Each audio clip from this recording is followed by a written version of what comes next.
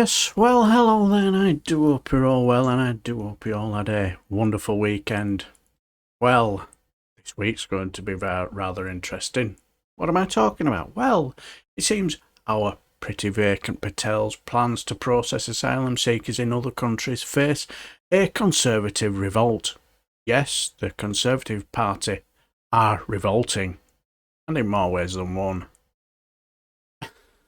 This week, with MPs calling the proposal clearly ridiculous, ahead of the vote on the Nationality and Borders Bill. Amendments circulated among senior Conservatives include attempts to thwart the government's plans to establish offshoring centres and proposal to instead create a global resettlement scheme that would accept 10,000 people from war-torn regions each year. After softening the attitudes in the aftermath of the Ukrainian refugee crisis, rebels believe they can rally the support of dozens of MPs on Tuesday when the contentious bill returns to the Commons. However, they are unsure whether they will have enough support to overthrow the government's 77-seat majority. Former Chief Whip Andrew Mitchell described the government's offshoring plans as moral, financial and practical failure in an email circulated amongst potential rebels, adding that the suggestion that the government use Ascension Island, a remote UK territory in the Atlantic Ocean, as a processing centre was absurd and risks exposing women and children to abuse. Now I can imagine that will have got Priti Patel rather flustered, as you can tell, saying we would have to build a British Guantanamo Bay and use RAF planes, he wrote. He also claimed that the cost to taxpayers would be £2 million per person, adding, if we were to place asylum seekers at the Ritz Hotel, it would only cost £250,000 a year. Maybe they might bump into Nigel Farage. Ministers see Australian-style offshore processing centres to which migrants will be flown within 7 days of arrival in the UK as a key potential deterrent in halting the record surge in channel crossings. It won't.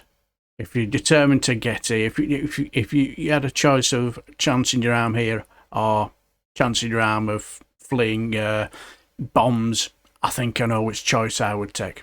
But anyway, what do I know?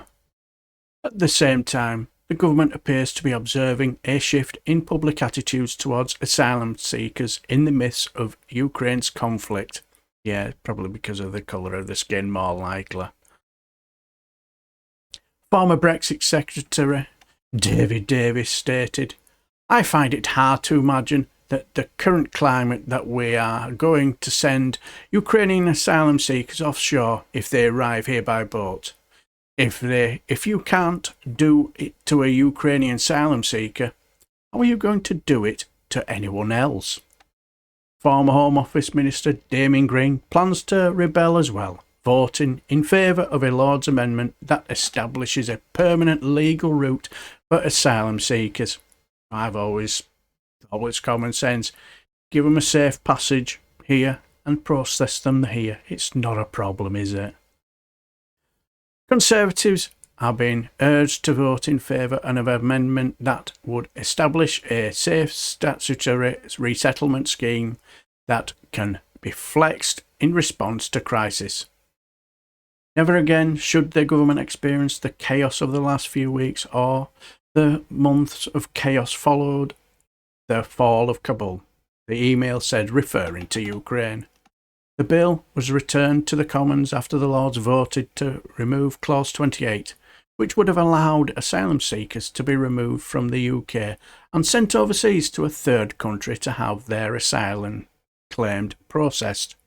The UN High Commissioner of Human Rights, Michelle Bachelet, sorry if I butchered your name, stated on Thursday that the proposal to relocate refugees abroad while their claims are being processed would be a violation of their human rights. Well, I would have thought so as well. And again, I'm not a human rights lawyer. the Home Secretary. The proposed offshore processing centres would expose asylum seekers to real risks of forced transfers, extended periods of isolation, and deprivation of liberty, violating their human rights and dignity, said Bacalot, who was jailed and tortured under the Pinochet regime in Chile. So I think she would know, wouldn't she? But our pretty vacant has indicated that she intends to proceed with her offshore plans. Shocker. She hired former Australian Foreign Minister Alexander Downer to review the country's border force last month, just weeks after he urged the UK to take a tough stance on boat migrants. What a charmer, eh?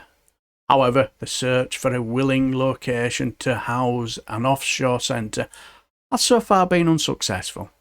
Albanian and Ghanaian officials have denied claims made by Home Office officials that they are in talks to establish a processing centre. Well, why would you want to take them? Yeah, excuse me. We're thinking of placing an offshore centre on your country for asylum seekers that want to come to Britain. Oh yeah, that sounds a good idea. Yeah, we're into that.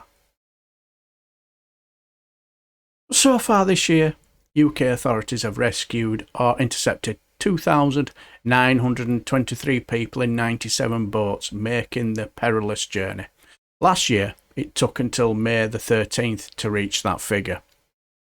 A Home Office lackey said, "Our Nationality and Borders Bill will fix our broken asylum system so we prevent people from making dangerous journeys to the UK and protect those in need through safe and legal routes." The Lord's vote are disappointing. They're not angry, they're not upset, they're just disappointed. But we will not be deterred from delivering what the people in this country voted for.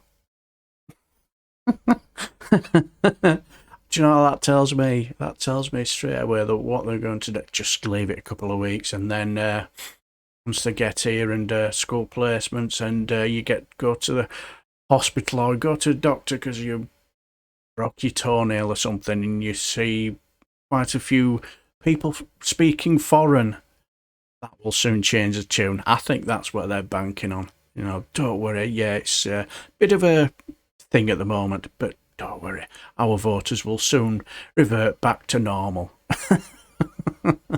And do you know what? They could possibly be right. What do you guys think? Right, I shall leave the video here, and until the next time, I shall bid you farewell and take care.